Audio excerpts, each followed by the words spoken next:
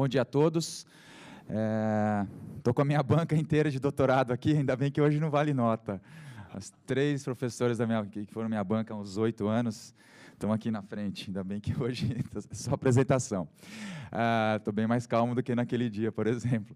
Pessoal, então a ideia aqui é passar um pouco a visão de um clínico sobre o subgrupo.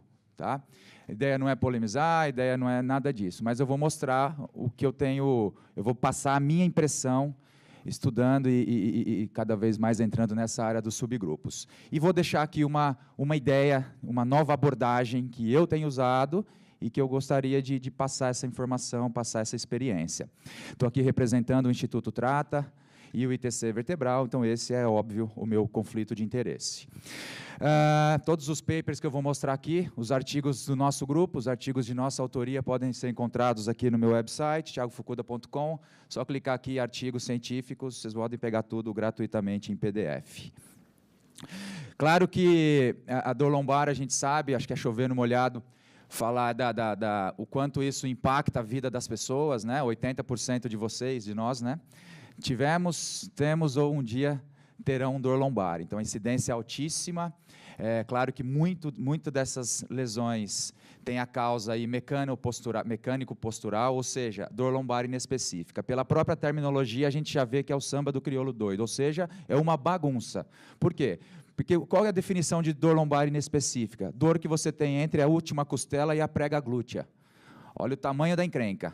Tá? Qualquer dor que você tenha naquela região, que não seja específica, não tenha irradiação, é inespecífica. Então, eu poderia dizer que uma tendinopatia proximal de isquiotibiais pode confundir com uma dor lombar. Eu posso dizer que uma contratura, um espasmo protetor de piriforme pode ser dor lombar.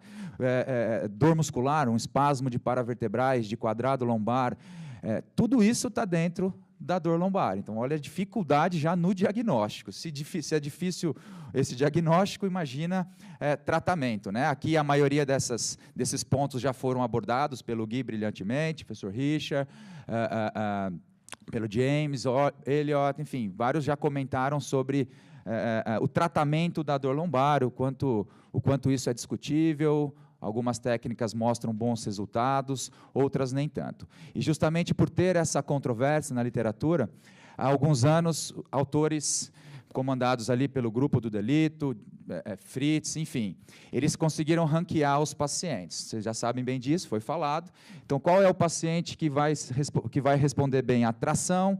Qual é o paciente que vai responder bem à manipulação? Qual é aquele que vai com a mobilização, com o exercício direcional, as técnicas de Mackenzie, MDT, enfim. É para você errar menos, essa é a ideia deles. Porque até então, o que a gente usa? É a terapia multimodal. Quando a gente recebe um paciente no consultório, você vai fazer várias técnicas de tratamento. Talvez uma acerte. Então, a ideia deles não precisa testar 4, 5 técnicas com o seu cliente. Talvez uma seja aquela que ele tenha uma característica melhor em termos de prognóstico.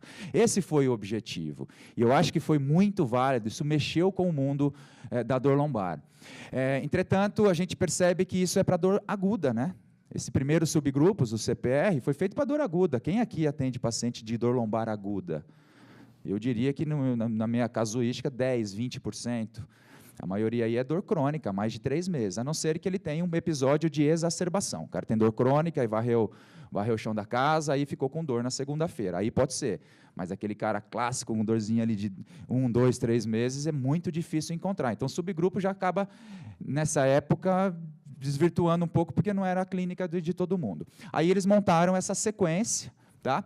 Eles montaram uma nova sequência que, quando o paciente chega com dor, sintomático, você pode sim fazer a tração, fazer as técnicas de direcionamento para tentar alívio da dor, ou centralização, a liberação miofacial, ou seja, você vai controlar o sintoma. Logo depois, você pula para uma fase de controle motor. Quando o cara já está com a dor já mais controlada, você vai começar a parte de exercício. Só que aí eles colocam exercício de flexibilidade. Eu vou alongar isquiotibiais, eu vou alongar a cadeia posterior num cara com dor lombar, aí vamos falar em cadeia muscular. O que é exercício de flexibilidade? Exercícios de estabilização. Quais? Tem paciente que, se eu fizer uma ponte invertida e o cara tem um espasmo de ilho-psoas, a dor vai piorar absurdamente. Uma prancha invertida, por exemplo, arrebenta com ilho-psoas. Ou seja, está vago. Está muito vago, faz exercício de flexibilidade, enfim, e outras coisas. O exercício aeróbico lá na frente, quando o cara já está funcional. Então, olhando isso aqui, dá para o clínico usar? Dá para você pegar e realmente usar essa teoria com o cara que está ali na sua frente? Será que isso aqui não está muito aberto? Eu me pergunto, eu tenho essa dificuldade, já estou estudando isso aqui há 3 anos. Tá? É uma ideia maravilhosa, tem muita coisa boa aí, mas a minha ideia aqui hoje é passar essa visão clínica. Então, é óbvio que, justamente por a gente ter essas controvérsias em termos de tratamento, vocês viram aqui uma revisão de tração, alguns usam, outros não usam, as revisões sistemáticas são contraditórias, ou na verdade não são contraditórias, ainda não afirmam, não cravam que você pode usar. Outras teorias, outras técnicas têm sido implementadas. Por exemplo, aqui, esse é um trabalho que nós publicamos na JOSPT há alguns anos, uma parceria com a equipe do Léo Costa, onde nós fizemos um ensaio clínico randomizado grande aí, com pacientes com dor lombar. Em um grupo foi feito um tratamento mais a kinésio, no outro tratamento mais a kinésio placebo, o efeito foi o mesmo. Então, mais uma das técnicas que vieram e saíram na mesma velocidade, pelo menos para a dor lombar. Exercícios direcionais. É óbvio que hoje é a febre, né? Hoje a febre vamos fazer MDT, vamos fazer Mackenzie, porque para dor lombar, etc. e tal, é a febre. Beleza, vamos ver o que tem aí. Não achei nessa revisão, a revisão que eu fiz para essa aula, não existe ainda um ensaio clínico randomizado, uma meta-análise que avalie o efeito do Mackenzie em pacientes com dor lombar. Ainda não existiu, pode ser que logo, logo venha, independente se é um padrão mais para extensão ou mais para flexão. Entretanto, agora publicado esse ano na British Journal of Sports Medicine, um artigo de alto nível, uma revista de alto impacto, os autores avaliaram a técnica de MDT, Mackenzie, tá? Com placebo. O que foi feito no placebo? 148 pacientes, ondas curtas e ultrassom desligado. Resultado, não houve diferença clinicamente significante 3, 6 meses e 12 meses para a dor lombar. A ciência, ela machuca, às vezes. A ciência, ela é cruel, às vezes. A gente tem uma tendência, mas quando vem e você põe de uma forma randomizada, nem sempre o resultado é o esperado. E mesmo quando tentaram dividir aqueles que tinham síndrome de desarranjo ou disfunção, não existiu diferença. Então, calma, ainda não tem uma técnica que resolva todos os problemas na dor lombar. Muito se fala hoje do aspecto biopsicossocial. Vamos encorajar o paciente, vamos fazer o repouso ativo, mas encorajando o paciente a fazer as atividades que ele tem medo, que ele vai ter a insegurança de realizar. Vamos fazer o biopsicossocial, hoje o mundo todo fala disso. Tá? Interessante esse é o trabalho que todos os cursos ou todas as teorias de biopsicossocial na dor lombar, eles usam como a maior base, como trabalho de maior impacto. Se você realmente for analisar o trabalho, eles aplicaram num grupo com dor lombar a intervenção cognitiva, que é esse modelo não biomédico, ou seja, encorajando o indivíduo, atividade, e o outro grupo fizeram o core com Mackenzie, 207 pacientes, relação entre os dois, mesmo resultado. Então, também calma, esse é o trabalho de maior peso, que é sempre citado, tá? Ainda não dá para falar que o tratamento biopsicossocial vai resolver. Ele foi igual o que tem no mercado, entre aspas, mercado, igual o que tem na literatura. Então, não tem até então uma técnica que está sobressaindo. Não tem uma técnica que está aqui que está resolvendo sozinho esse problema. E ainda vou entrar na parte meio final da minha apresentação, eu vou botar mais uma teoria e mais uma avaliação que a gente faz nos pacientes com dor lombar, que não contempla nos subgrupos, pelo menos não no original, que é a amplitude de movimento do quadril. Esse é um paper publicado na JOSPT esse ano, que os autores avaliaram pacientes com dor lombar e avaliaram a amplitude de movimento do quadril. Olha que interessante, 80% dos pacientes que tinham dor lombar tinham déficit de flexão ou déficit de rotação interna do quadril. 80%. sendo que 30% desses tinham os testes irritativos de impacto do quadril, de impacto fêmuro-acetabular, positivos.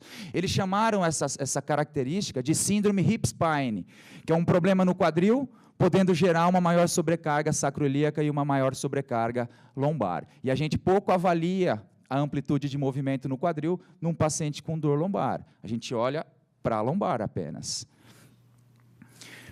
Se você olhar isso aqui, se você observar esse vídeo, observe que a hora que eu pego um indivíduo que tem uma disfunção biomecânica do quadril, que ele tem, por exemplo, uma rotação medial, uma flexão exagerada, uma queda da pelve, ou seja, mecanismos anormais biomecânicos do membro inferior, isso com o passar do tempo, principalmente quando associado a um fator genético, hereditário, você pode desenvolver uma calosidade aqui na junção colo-cabeça femoral, bem como desenvolver uma calosidade aqui, uma overcoverage supraacetabular, ou seja, o acetábulo ele cresce e o colo do fêmur alarga. Essa disfunção óssea, essa alteração anatômica, nós chamamos de impacto do quadril.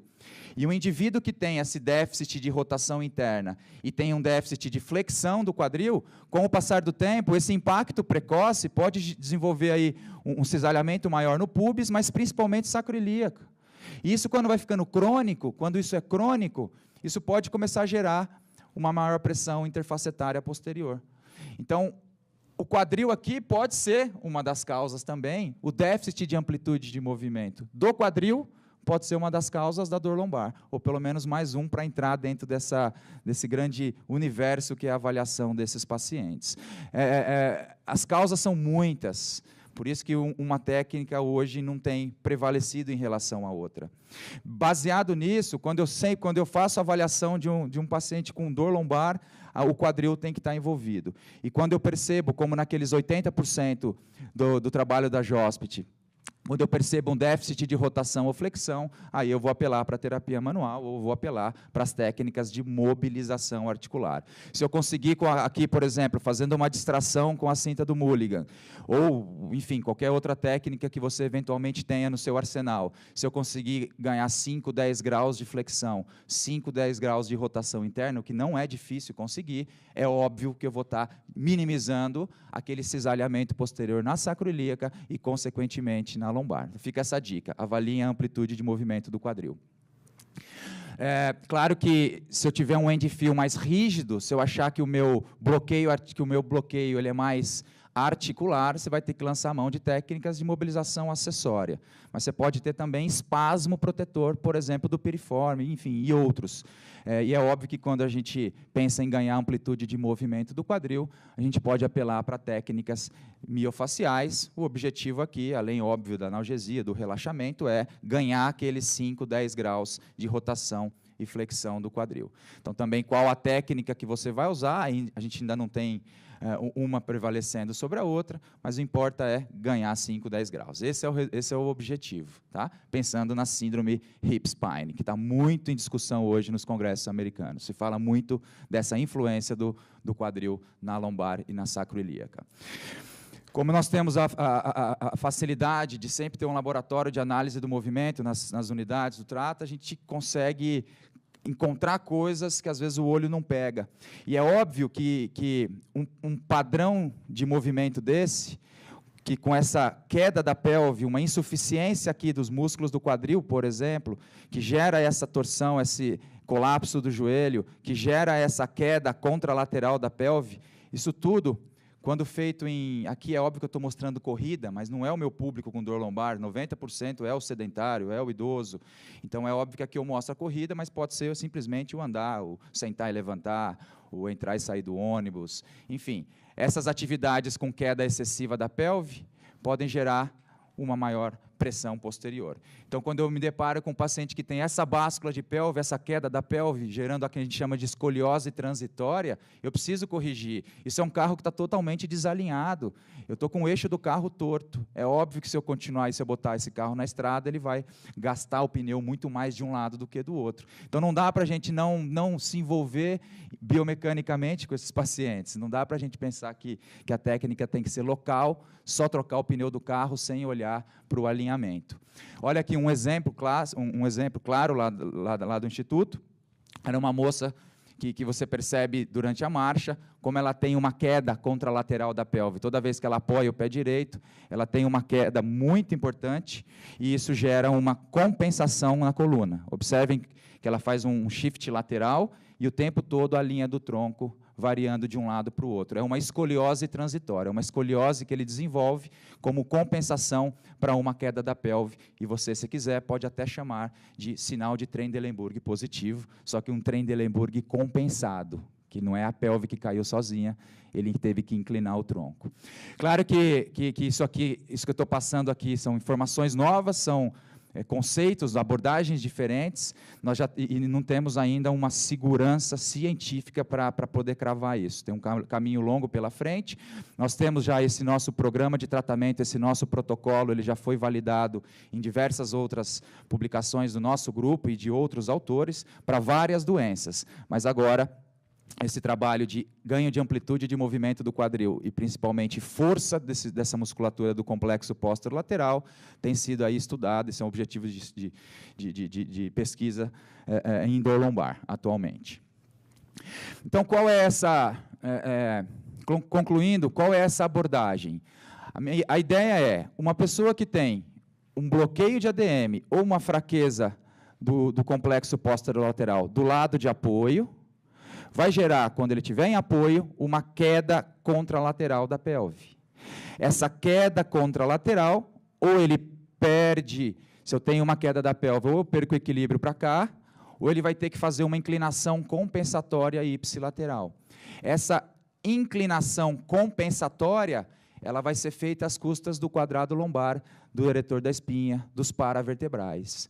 Essa hiperatividade que os paravertebrais vão ter para puxar o tronco de volta, para compensar a queda da pelve, vai gerar uma resposta de espasmo, uma resposta dolorosa da musculatura posterior lombar. E é óbvio que isso está muito linkado com a dor lombar inespecífica, que é o que a gente está fazendo aqui.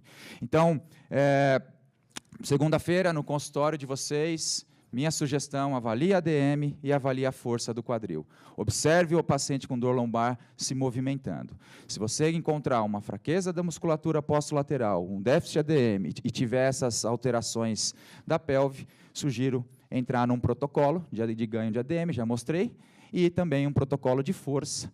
Então, claro que, de novo aqui, até para o vídeo ficar mais bonito na aula, a gente põe em atleta, mas não é o nosso público com dor lombar, mas os exercícios são os mesmos. Aqui um exercício em cadeia cinética aberta, ostra, que eu gosto sempre de iniciar com ele, depois de uma boa liberação miofacial do piriforme. Aqui um trabalho de deslocamento lateral, você pode evoluir em cima disso. Um trabalho de agachamento, estimular esse indivíduo a manter a hipelordose, quanto mais hipelordose, melhor, justamente para poder, como se fosse trabalhando em extensão, sempre com esse quadril bem posteriorizado, fazendo essa inclinação de tronco, para aumentar o torque, aumentar a demanda de, principalmente, glúteo máximo nesse plano sagital. Você pode, eventualmente, também colocar um elástico em volta do joelho, puxando para dentro, para que também use os músculos laterais, principalmente glúteo médio. Aqui um trabalho de marcha lateral. A gente faz isso com senhorzinho, senhorinha, sedentário, são exercícios muito simples de ser feito. Claro que aqui, jovem, a gente acabou usando o elastos, que dá uma dificuldade a mais. Assim que possível, começaremos com o Power Step Up, um exercício aí de como se fosse um afundo, isso simula muito a subida de escada, descida de escada. Percebam aqui que eu estou trabalhando muito glúteo máximo, quadríceps, panturrilha, o mecanismo ou complexo propulsor do membro inferior, que é o tema da minha outra apresentação. Então, esse protocolo a gente usa na dor lombar, e como eu disse, a nossa linha de pesquisa hoje, ela já validou esse programa para várias lesões de joelho, várias lesões de quadril, recebemos algumas premiações por isso, e agora, energia, inclusive os meus 3 alunos lá do trabalho da FAPESP estão aqui na frente. Esse estudo que a gente está desenvolvendo é para tentar validar essa teoria também para o quadril, para a lombar. Não sei o que vai dar, porque é um ensaio clínico randomizado, mas, de repente, em 6 meses eu já devo ter esses dados nas mãos. Qual é a grande pergunta que eu tenho que fazer agora? Fisioterapia pragmática, esse termo está sendo muito usado aí, está na moda. O que é fisioterapia pragmática? Pegue as coisas que são feitas no teu país, na tua cidade, enfim. Então, ali eu que seria, por exemplo, mobilização, liberação, core, trabalho de estabilização segmentar, o pragmático. E aí eu quero provar uma teoria, então eu vou fazer a fisioterapia pragmática e em um grupo específico eu vou acrescentar essa ideia de ADM e força do quadril. Assim eu vou poder ver o quanto isso pode ajudar. O que a gente já tem hoje publicado? Existem 2 trabalhos apenas, ensaios clínicos muito bons, por sinal.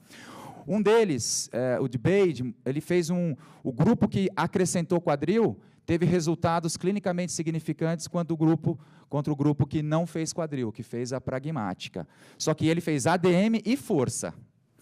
E o segundo grupo, o trabalho do Kendall, de 2014, ele não viu diferenças entre você acrescentar o quadril ou não. Por isso que a gente, como existia, só que ele, no caso, não fez ADM, ele só fez força. Como a gente não sabe, está um pouco nebuloso, estudo está um pouco nebuloso, a gente desenvolveu esse ensaio, estamos em desenvolvimento, são 70 pacientes com dor lombar inespecífica, um grupo com fisioterapia pragmática, clássica, mobilização, liberação miofacial e o core, e um segundo grupo, randomizado, como eu disse, fisioterapia pragmática, mais o fortalecimento do complexo posterolateral. O trabalho do Bade saiu mostrando ADM depois que eu tinha feito o projeto, não deu para mudar. Eu hoje teria acrescentado ADM. Aqui é só força. Foi uma coisa que veio esse ano, hoje esse trabalho já tem quase 2 anos aí.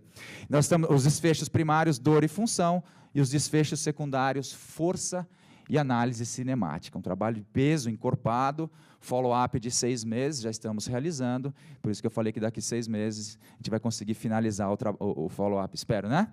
O follow-up de 1 ano, e a gente não tem ideia nenhuma o que vai dar, porque o trabalho está fechado, então totalmente cego aí com os nossos pesquisadores, nossos atendentes. Aqui o protocolo que é usado, quando a gente entra, coisas simples, coisas que dá para qualquer um fazer e acrescentar na clínica, uma ostra, um SLR lateral mantendo a coxa em extensão, para dar um ênfase maior nas fibras posteriores do glúteo, marcha lateral e agachamento. Então, nós acrescentamos 4 exercícios simples que podem ser tranquilamente aplicados.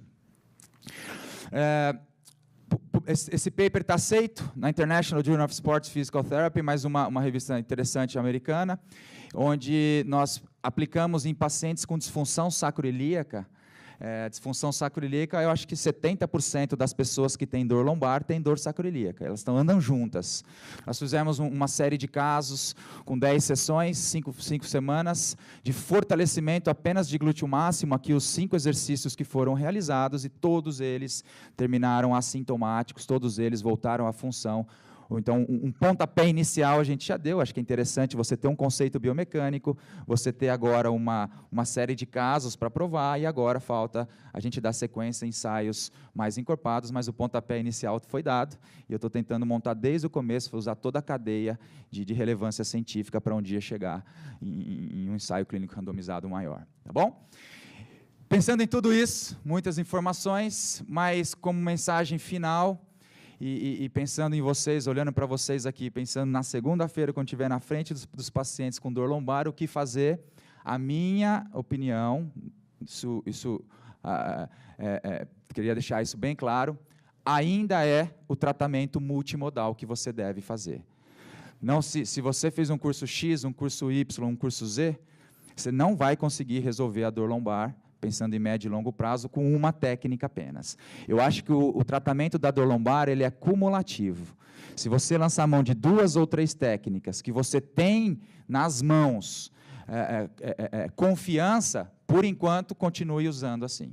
E vamos aí acompanhando os trabalhos que estão se baseando totalmente no subgrupo, óbvio que a gente não pode desprezar. E outra coisa que cada vez mais eu percebo, a gente que lida com o paciente todo dia, o resultado da sua sessão, do seu tratamento, ele é muito terapeuta dependente. Quanto mais experiência você tiver, quanto mais você botar a mão, quanto mais pacientes você atender e controlando os resultados deles, melhor vai ser o seu resultado, melhor vai ser o seu prognóstico. Então, ele é muito terapeuta dependente, o tratamento da dor lombar nos dias de hoje. Essa é a minha humilde opinião. Tá bom? Então, era isso que eu tinha para passar por enquanto. Obrigado pela atenção.